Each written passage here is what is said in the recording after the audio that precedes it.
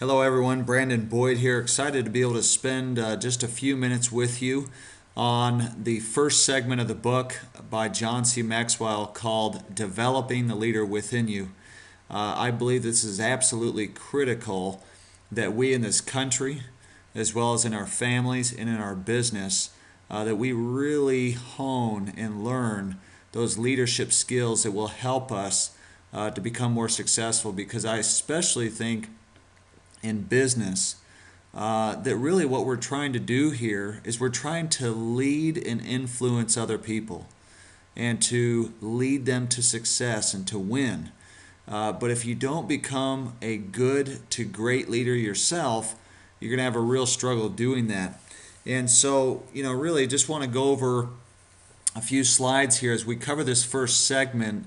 Really, the first thing is that the key to success in any endeavor is the ability to lead others successfully, because everything rises and falls on leadership. And one thing that John talks about is he says that the effectiveness of your work will never rise above your ability to lead and influence others. I remember Zig Ziglar said too that you cannot perform in a manner consistently that is inconsistent with the way that you see yourself. And so that's why we want to develop people into becoming leaders, is so that they can lead others to success and influence them, because you can't produce consistently on a level higher than your leadership. So in other words, your leadership skills determine the level of your success and the success of those that work around you.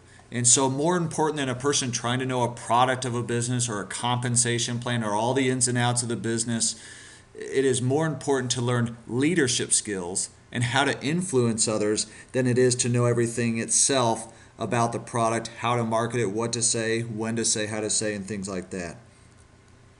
So the first thing is that leadership itself, it can be taught. It's not an exclusive club for those who were born with it. There's a lot of definitions of the word leadership. I think John C. Maxwell really just gives kind of the nice cliff notes on what leadership really is. He says that leadership is influence, because everybody is influenced by somebody, whether that be good or bad. He said that everyone influences someone. We never know who or how much we influence. The best investment in the future is a proper influence today. He also says that influence is a skill that can be developed. And so there's a couple different kinds of leadership, because it's developed, it's not discovered, but all of them fit into one of four categories or levels of leadership. And the first one is called the leading leader. The leading leader is born with leadership qualities, has seen leadership modeled throughout life, meaning they may have had parents or teachers or ministers or coaches who really were there and kind of model it throughout their life. They just happen to be around great leaders. They've learned added leadership through training and have self-discipline to become a great leader. So that is a leading leader. There's also the learned leader. And this is where all three of these qualities are acquired. So they've seen leadership modeled most of their life.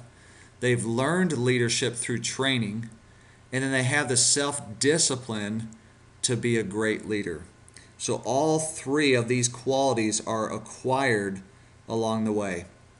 Then there's the Latin leader. The Latin leader has just recently seen leadership modeled. So this may take a person till even college or beyond really to go, wow, they went to a seminar or listened to some audio where really they've been able to go and kind of get pumped up, whether they went to like a Les Brown or a Tony Robbins or a Zig Ziglar seminar. It's really the first time that they've actually seen leadership modeled, maybe someone at their work as well. So they're learning to be a leader through training, and they've developed that self-discipline to become a good leader. So that is a Latin leader.